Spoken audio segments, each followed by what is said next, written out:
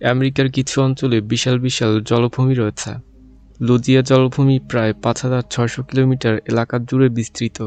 এটি উত্তর আমেরিকার বৃহত্তম জলভূমি, অর্থাৎ এটা একটা জলভূমি যেখানে উপসাগরীয় জলবায়ু এবং সাইপ্রাস বন রয়েছে। আর এই জলভূমিতে প্রায় ২০ থেকে ৩০ লাখ কুমির পাওয়া যায়। এই ২০২৫ সালে, অর্থাৎ এবছরে দ্য বেইউ নামের একটা মুভি মুক্তি পেয়েছে। এই মুভির গল্পটা এমন, যেখানে একটা বিমান জলভূমির এলাকাতে ক্র্যাশ করে। তো এখন কথা হচ্ছে, লাখ লাখ কুমিরের হাত থেকে এই মানুষগুলো কি বাঁচতে পারবে? তারা কি পুনরায় লোকালয়ে ফিরে আসতে পারবে? যেটা এই মুভিতেই আপনি দেখতে পারবেন। তো মুভির ব্যাখ্যাটা সম্পূর্ণ দেখার অনুরোধ রইল। তো হাই, আমি একজন অপরিচিত ব্যক্তি এবং আইএস মুভি রিভিউ চ্যানেলের নিউ এপিসোডে আপনাকে স্বাগতম। লুজিয়া জলাশয় দেখিয়ে মুভিটা শুরু হয়। জলাভূমিটা অনেক বড় এবং বহুদূর পর্যন্ত বিস্তৃত। এখানে কেউ থাকেও না, কেউ আসেও না। আর এই সুযোগটা নিয়ে কিছু মাদক ব্যবসায়ী বছরের পর বছর ধরে এখানে অবৈধভাবে মাদকদ্রব্য বানিয়ে যাচ্ছে। ঠিক এমনই একটা চক্র হচ্ছে এরা। এখন তারা সবাই মাদকদ্রব্য বানাতে ব্যস্ত। কিন্তু হঠাৎ করে সেখানে একটা পুলিশের টিম রেড দেয়। তো ওরা পুলিশের সাথে ফাইট ব্যাক করে, কিন্তু পুলিশের সাথে পেরে ওঠে না, কারণ ওরা তো ওয়েল ট্রেন্ড না। তখন একটা লোক ড্রাম থেকে কিছু বিষাক্ত কেমিক্যাল নালাতে ফেলে দেয়। তো পুলিশ তাদের কাজ করে এখান থেকে চলে যায়। কিন্তু এই ফেলে দেওয়া কেমিক্যাল সেখানকার জলাশয়ের পানিতে মিশে যায়। পানিতে মিশে যাওয়া ওই কেমিক্যাল কতটা বিপজ্জনক হতে পারে তা আমাদের ধারণার বাইরে রয়েছে। এই এলাকায় লাখ লাখ কুমির রয়েছে। যখন কুমিরগুলো ওই কেমিক্যাল খেয়ে ফেলে, তখন তাদের দেহ পরিবর্তন হতে শুরু করে, অর্থাৎ তাদের দেহের আকার অনেক বড় হয়। এর পাশাপাশি তারা অনেক হিংস্র হয়ে ওঠে। দৃশ্য পরিবর্তন হলে আমরা এই মেয়েটাকে দেখতে পাই। তো এই মেয়েটার নাম হচ্ছে কেলি। তখনও ক্লাস করছিল। কেলি বায়োলজিতে অনেক ভালো। ও বন্যপ্রাণীদের সম্পর্কে পড়াশোনা করছে। অধ্যাপক কুমির সহ বিভিন্ন প্রাণীর সম্পর্কে লেকচার দিচ্ছিল। ক্লাস শেষে কেলি তার একটা পুরনো বান্ধবী এলিসের সাথে দেখা করে। প্রায় অনেক দিন পরে তাদের সাথে দেখা হয়েছে। এলিস কোথাও ঘুরতে যাচ্ছিল, তাই কেলিকে না জানিয়ে ওকে পিক করতে এসেছে। দুঃখের বিষয় হচ্ছে, কিছুদিন আগে কেলির ভাই মারা গিয়েছে। এর জন্যই ওর ভীষণ মন খারাপ। তো রিকোয়েস্ট করে এলিস ওকে ট্রিপে নিয়ে যায়। তাদের সাথে আরও 2টা বন্ধু আছে। তো ওই নিগ্রোটার নাম হচ্ছে স্যাম, আর ওই সুন্দরী মেয়েটার নাম হচ্ছে মালিকা। ওরা দুজন রিলেশনশিপে আছে, মানে নিব্বা নিব্বি। রাস্তায় বসে এলিস আর কেলি কথা বলছিল। যা হয়েছে খুবই খারাপ হয়েছে। এর জন্য তুমি তোমাকে দায়ী করতে পারো না, তবে তোমার এখন মুভ অন করা উচিত।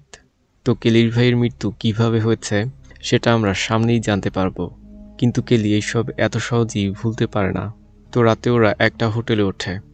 সবাই খুশি থাকলেও কেলির মুখ দেখে বোঝা যাচ্ছে ও আসলে খুশি না, মানে উদাস। এলিসের সাথে তর্ক হলে কেলি সেখান থেকে চলে যায় আর ওর ভাইয়ের ভিডিও দেখতে থাকে আর কাঁদতে থাকে। ওর ভাইয়ের মূলত বাইকের অনেক শখ ছিল। সকাল হয়ে গেলে মালিকা হাতে হ্যান্ডমাইক নিয়ে ওদের সবাইকে গুড মর্নিং দেয়। এতে তো ওদের গা জ্বলতে থাকে। তারপরে ওরা বিড়ালের মতো ঘুম থেকে ওঠে। এরপরে তেল নিতে ওরা একটা পেট্রোল পাম্পে থামে। তখন কেলির নজর কিছু পেপারের দিকে পড়ে, যেখানে কুমিরের আক্রমণের খবর বলা হয়েছে। তারপরে ও সেখানে একটা বৃদ্ধ লোককে দেখতে পায়। তখন লোকটা কুমিরের নিউজ পড়ছিল আর কেলিকে বলে, পানির দিকে যেও না, বিপদ আছে। এরপরে আমরা দেখতে পাই ওরা সবাই ওই বিপজ্জনক জায়গায়, মানে যেখানে লাখ লাখ কুমির রয়েছে, সেই দিকে যাচ্ছে। না জানি ওদের ভাগ্যে কি আছে। তারপরে ওরা একটা এয়ারপোর্টের সামনে এসে গাড়ি থামায়। মালিকা চাচ্ছে এই পুরো এলাকাটার ভিউ প্লেন থেকে দেখতে। মাগার এই আইডিয়াটা কেলির পছন্দ হয় না, কারণ ও উঁচুতে ভয় পায়, তাই ও চিন্তিত। তারপরে ওরা পাইলটের সাথে দেখা করে। তো এই পাইলটের নাম হচ্ছে ফ্রাঙ্ক। ফার্স্ট ইমপ্রেশনের মাধ্যমে আমরা বুঝতে পারি ফ্রাঙ্ক একটা কেয়ারলেস লোক। ওর হাবভাব তো তাই বলছে। আর ও নেশাও করে থাকে। ওদের সাথে আরও কিছু লোক ছিল, যেমন একটা দম্পতি, একজন ব্যবসায়ী আর একজোড়া কবুতর। ফ্রাঙ্কের সাথে কো পাইলটও ছিল। এরপরে ওদের প্লেন আকাশে উড়াল দেয়। প্লেনের মধ্যে ওই ব্যবসায়ী লোকটা ফোনে কথা বলতে ছিল, যেটা সবার জন্য বিরক্তিকর ছিল। যা দেখে কেলি বলে, দয়া করে আপনি কথা বলা বন্ধ করুন। এতে ওই ব্যবসায়ী লোকটা হাত ইশারা করে না বলে দেয়, যার জন্য কেলি অপমান বোধ করে। এটা বুঝতে পেরে স্যাম ওকে আবার ফোনে কথা বলা বন্ধ করতে বলে। তো ব্যবসায়ী লোকটা আবারও একই ভঙ্গিমায় ওকে না বলে দেয় আর ফোনে কথা বলা কন্টিনিউ করে, যা দেখে কাকু উত্তেজিত হয়ে যায় আর তার মাথা বিমানের উপরে ধাক্কা লাগে। এতটুকু ধাক্কাতেই বিমান নড়বড়ে হয়ে যায় আর বিমান নিয়ন্ত্রণ হারিয়ে নিচের দিকে নামতে থাকে, ক্র্যাশ করতে থাকে। বাঁচার জন্য পাইলট বিমানটাকে পানিতে ক্র্যাশ ল্যান্ডিং করায়। কেলি চোখ খুলে ও নিজেকে পানিতে পড়ে থাকতে দেখে। ভাগ্য ভালো থাকায় প্লেনটা পানির গভীরে এখনও ডুবে যায়নি। হাতালের দুষ্ট গরু একটা থাকলেই হয়, এটা আমি ওই ব্যবসায়ী লোকটাকে বুঝিয়েছি, কারণ ওর জন্যই তো প্লেনটা ক্র্যাশ করেছে। এখন দেখা যাক সামনে ওদের সাথে কি হয়। এরপরে ওরা একে একে পানি থেকে উপরে উঠে আসে, কিন্তু এই দুর্ঘটনায় ওই কাকুটা মারা গিয়েছে। ফ্রাঙ্ক পানিতে নেমে পাইলটকে খুঁজতে থাকে, তবে তাকে পাওয়া যায় না। তারা এমনই একটা এলাকায় ফেঁসে গিয়েছে যেখানে কোনো মানুষের বসবাস নেই কোনো খাবারের ব্যবস্থা, থাকার জন্য নেই কোনো সুরক্ষিত জায়গা। কারোর সাথে যোগাযোগ করার জন্য তাদের ফোনগুলো ডেড হয়ে গিয়েছে। ফ্রাঙ্ক সিদ্ধান্ত নেয় তাদের উত্তর দিকে যাওয়া উচিত, কারণ সে ধারণা করছে 40 মাইলের মধ্যে হয়তো কোনো সুরক্ষিত জায়গা পাওয়া যাবে। এলিস কিছু একটা সন্দেহ করে সেই দিকে যায়, আর সেখানে গিয়ে অনেকগুলো কুমিরের ডিম দেখতে পায়, আর কুমিরের ডিমগুলো ওর সাথে নিয়ে নেয়। তখন জো বলে, গাইস লুক। তো এই মেয়েটার নাম হচ্ছে জো। পিছনে তাকিয়ে ওরা সবাই কোপাইলটকে পানিতে ভেসে থাকতে দেখে। সাথে সাথে ফ্রাঙ্কোকে উদ্ধার করতে ছুটে যায়। তখনই একটা কুমির কোপাইলটকে গ্রাস করে ফেলে, যা দেখে ওরা ভয় পেয়ে তাড়াতাড়ি পানি থেকে উপরে উঠে আসে। তারপরে ওরা উত্তর দিকের দিকে হাঁটতে শুরু করে। তখন আমরা দেখতে পাই একটা কুমির এসে ওর ডিম খুঁজতেছে। অনেক দূর হাঁটার পরে এই বৃদ্ধ মহিলা হাঁপিয়ে গিয়েছে। এর পাশাপাশি সন্ধ্যাও ঘনিয়ে এসেছে, তাই ওরা এখানে একটা ক্যাম্পিং করে, অর্থাৎ আগুন জ্বালিয়ে তার চারপাশে সবাই বসে থাকে। আর এই রকম দৃশ্য আমরা প্রায় মুভিতে দেখে থাকি। আচ্ছা যাই হোক, গভীর রাতে ওরা সবাই ঘুমাচ্ছিল, কিন্তু তখন ওই ব্যবসায়ী লোকটা কোথাও যাওয়ার চেষ্টা করছে। আসলে ওর হিসু পেয়েছে, তাই একটু সাইডে গিয়ে ও হিসু করতে থাকে। তখনই ওর ফোনে একটা কল আসে, অর্থাৎ এই জায়গায় নেটওয়ার্ক পাওয়া গিয়েছে।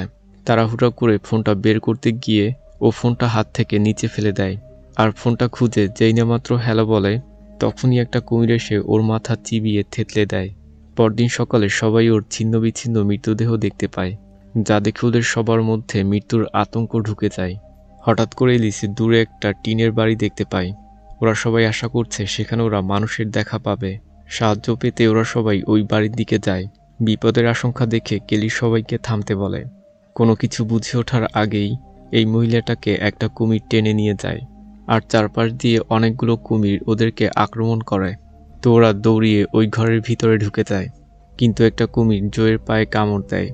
স্যাম আর ফ্রাঙ্ক অনেক কষ্ট করে কাঠের দরজাটা লাগিয়ে দেয়, কিন্তু ওরা দুজনে কুমিরের ধাক্কা সামলাতে পারছিল না, তাই ওরা সবাই কাঠের দরজা চেপে ধরে আর একটা বাক্স এনে ওই দরজার সামনে রাখে। কিছুক্ষণ পরে পরিবেশটা শান্ত হয়ে যায়। তখন ওরা সবাই ওই মহিলাটার চিৎকার শুনতে পায়, অর্থাৎ মহিলাটাকে অনেকগুলো কুমির মিলে খেয়ে ফেলেছে। কেলি জোয়ের পায়ে বাঁধন দিয়ে দেয়। তখন ফ্রাঙ্ক বাইরে কুমিরের গর্জন শুনতে পায়। রাতে ওরা সবাই ওই ঘরের মাচায়, অর্থাৎ দোতলায় আশ্রয় নেয়। বাইরে দেখতে পাই কুমির ওই ঘরের আশেপাশে বসে আছে, যে কখন ওরা বের হবে আর কখন ওদেরকে খাবো। ঘুমানোর সময় কেলি তার ভাইকে স্বপ্ন দেখে।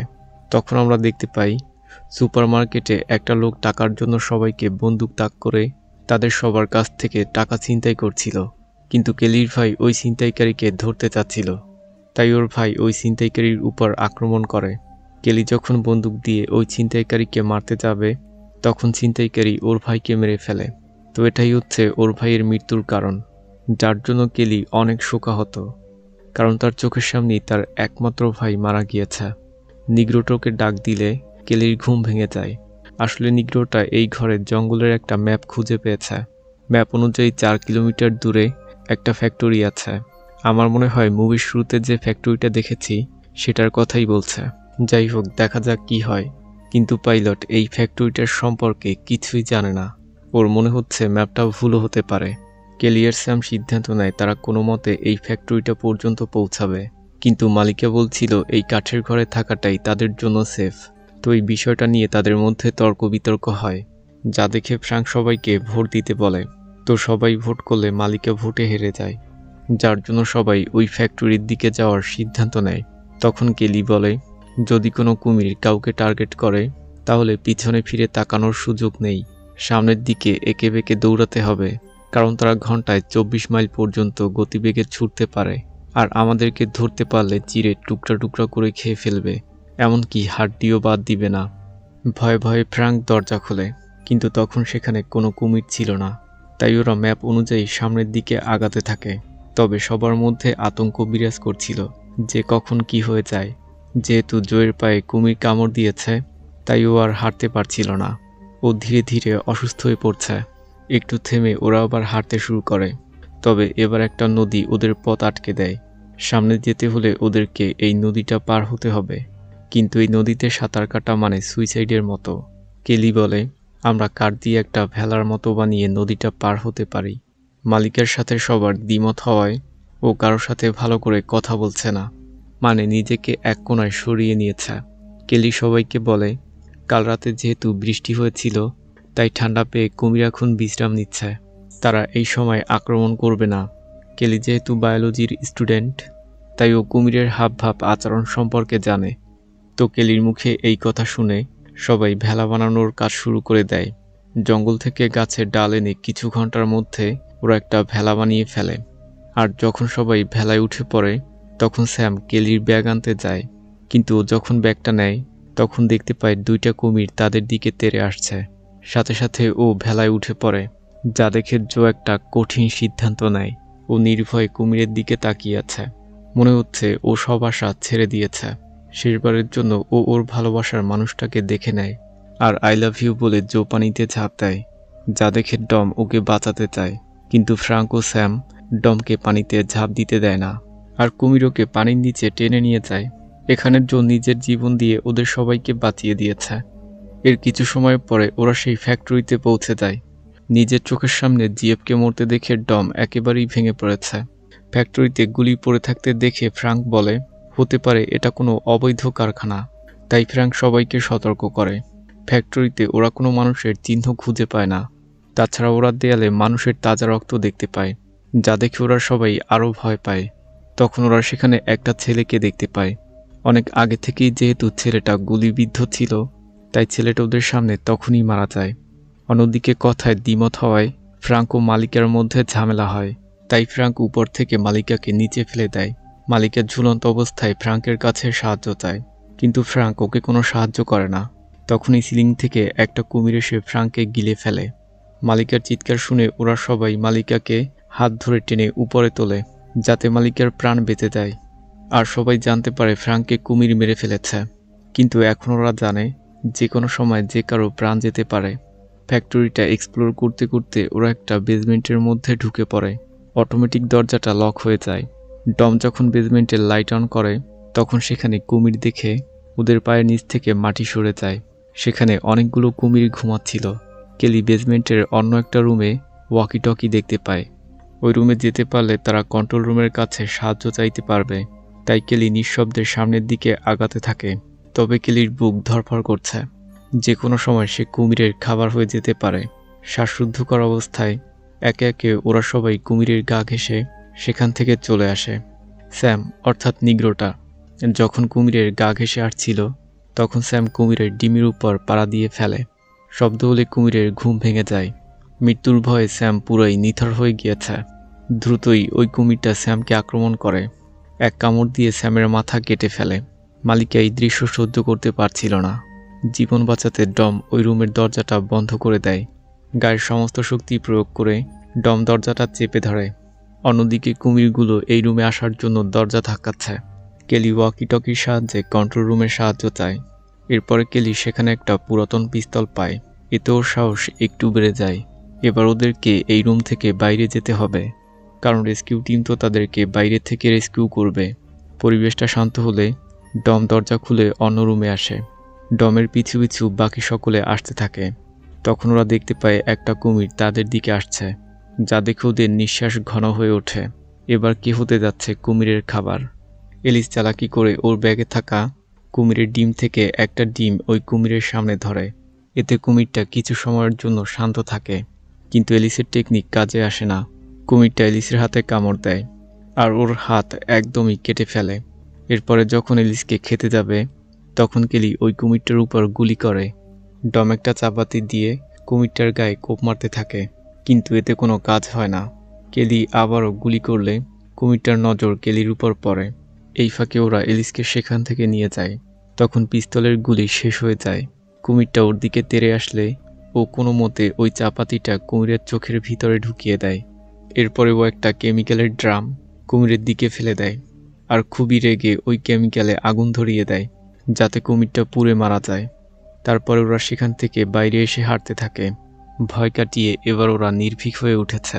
কিছুক্ষণ পরে একটা হেলিকপ্টার ওদেরকে রেস্কিউ করতে আসে, যা দেখে সবাই স্বস্তির নিঃশ্বাস ফেলে।